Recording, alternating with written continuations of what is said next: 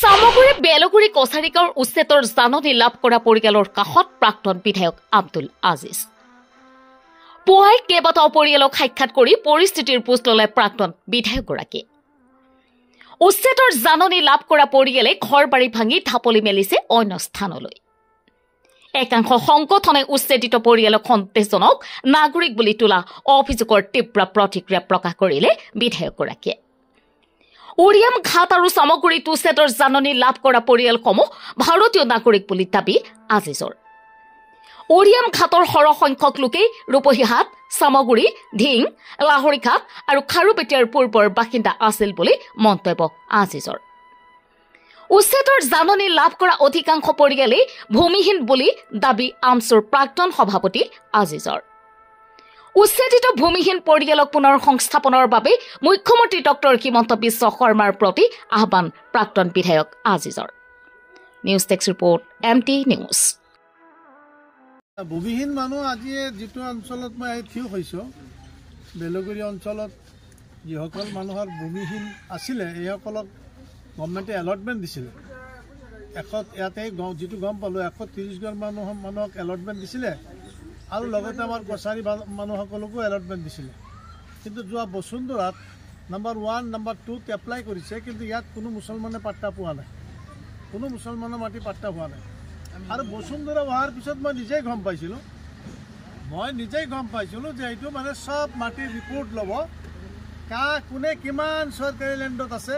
আৰু গভৰ্ণমেণ্টে 1 and 2ত চব report লৈ গ'ল যে অসমৰ মিয়া মুছলমান কিমান পাৰ্চেণ্টেজ মানুহ চৰকাৰী লেণ্ডত আছে, আৰু তোৰ পিছততো আমাৰ মানুহৰ কোনো মাটিৰ পাত্তা হোৱা নাই। গতিকে গভৰ্ণমেণ্টক মই এটা অনুৰোধ কৰিম যে যিসকল মানুহৰ সঁচা অৰ্থত এই অঞ্চলৰ বাহিৰে, যেনে অৰিয়ামগড়তেই হওক বা আপোনাৰ হালদিবাৰীতেই হওক বা আপোনাৰ সেই বেলগুৰিতেই হওক বা ৰূপহী অঞ্চলৰ মধ্য অসমৰ যিকোনো অঞ্চলতেই হওক বা নামনি অসমত য'ত ইভিকশ্যন হৈছে, যিসকল মানুহৰ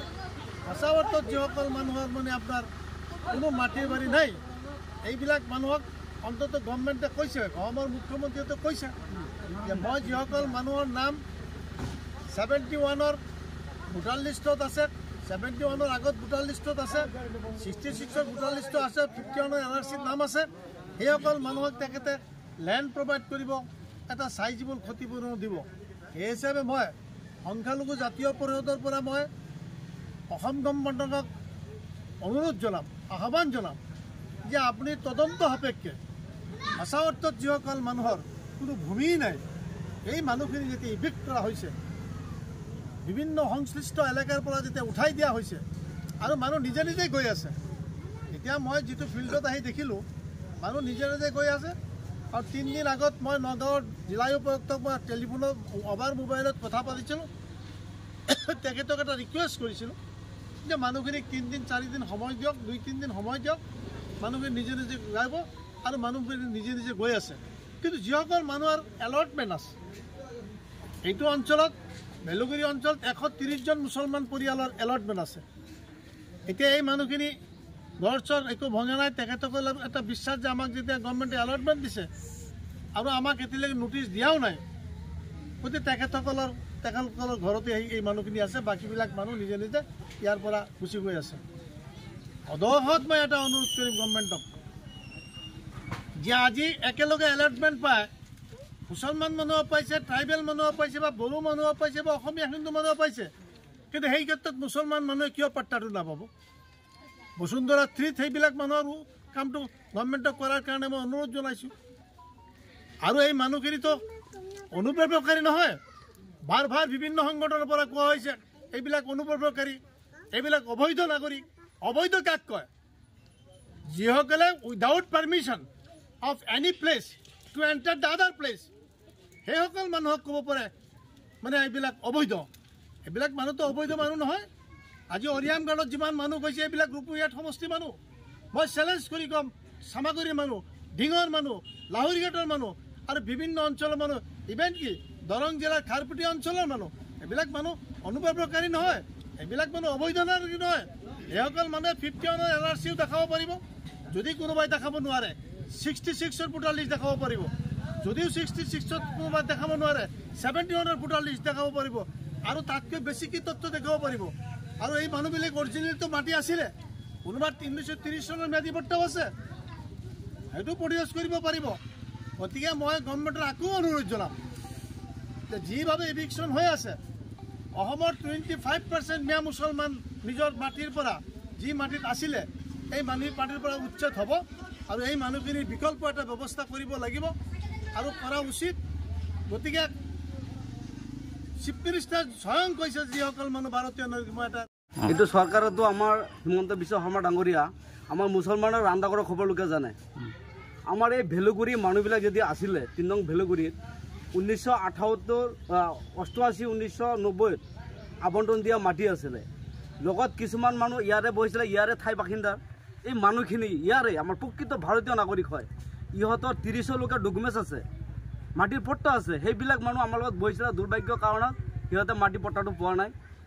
আৰু এটা কথা শুনক আমি যেটো বিষয় লৈ পেলাই আজি উচ্ছেদ লৈ পেলাই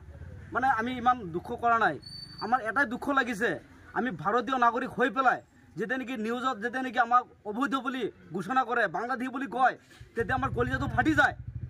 আমি এইখিনি বস্তু আমি নিউজ চেনেল অনুৰোধ কৰিছোঁ চৰকাৰক প্ৰশাসনক এই বস্তুৰ অনুৰোধ কৰিছোঁ যাতে আমাৰ এই নিউজ চেনেলবিলাকে এই বাক্যটো আমাক নকয় আমাক যে অপমান নিদিয়ে আমি মুছলমান হৈছোঁ কাৰণে আমি কোনো ডাষ্টবিন নহয় আমাৰ এইটো ভাৰতীয় নাগৰিক হয় আমাৰো বহুত কিবা অধিকাৰ আছে ভাৰতৰ এই দেশৰ অধিকাৰ আছে আমি দেশৰ নাগৰিক আমি অসমীয়া জাতি হয় আমাৰ অসমীয়া তেজ আছে আমাৰ গাত আজি চাওক যেবিলাক মানুহ আমাৰ ইয়াতে বসবাস কৰিছিলে সব দুখীয়া মানুহ আজি 660 বিঘা মাটি আমাৰ ভেলুগুৰিত আছে চৰকাৰী মাটি যেতিয়া আমি পট্টা পাইছোঁ তেতিয়া গেজাং নাছিলে কোনোবা দুষ্ট চক্ৰান্তত আমাৰ এই ভেলুগুৰিত গেজাং লাগিছিলে লাগাৰ পিছত আমাৰ এই ভেলুগুৰিত চাওক যিমান মাটি আছে সব মাটিৰ ভিতৰত 660 বিঘা মাটিৰ ভিতৰত চেৰিকালচাৰৰ নামত 150 বিঘা আছে কিবা সিহঁতৰ সংগঠনৰ নামত ট্ৰাইবেল মানুহ সংগঠনৰ নামত 178 বিঘা মাটি ধৰিছে 178 বিঘা মাটি কিবা শ্মশানৰ নামত আছে স্কুলৰ নামত আছে বহুত ধৰণৰ ভাগ মাটি গৈছে তাৰ ভিতৰত বেছি থাকিলে 200-250 বিঘা মাটি চৰকাৰী আছে তাৰ মাজত আমাৰ অসমীয়া যেবিলাক মুছলিম মানুহ আছে এই মুছলিম মানুহবিলাকে বেছি প্ৰায় 200 ঘৰ মানুহ আছে এই 200 ঘৰ মানুহৰ ভিতৰত বেছি মাটি থাকিলে 70-80 বিঘা মাটি আছে এক কটা 2 লোচা 10 লোচা 15 লোচা এনেকৈ মাটি লৈ কোনো বহি পেলাই এই অসমতে কোনোবা অসমীয়াৰ ঘৰতে কাম কাজ কৰি খাই আছে ইয়াত কোনোবাই খেতি বাতি কৰা নাই কোনোবাই ইয়াত মাটি বেছি খোৱা নাই আমি খালি ইয়াত বহিছোঁ আৰু কাম কৰি খাই আছোঁ আমাৰ এইখিনি আৰু আমাৰ অসমীয়া এই অসমৰ মানে অৱস্থা আৰু আমাৰ এইখিনি আমাৰ ভাগ্য আমাৰ এইখিনি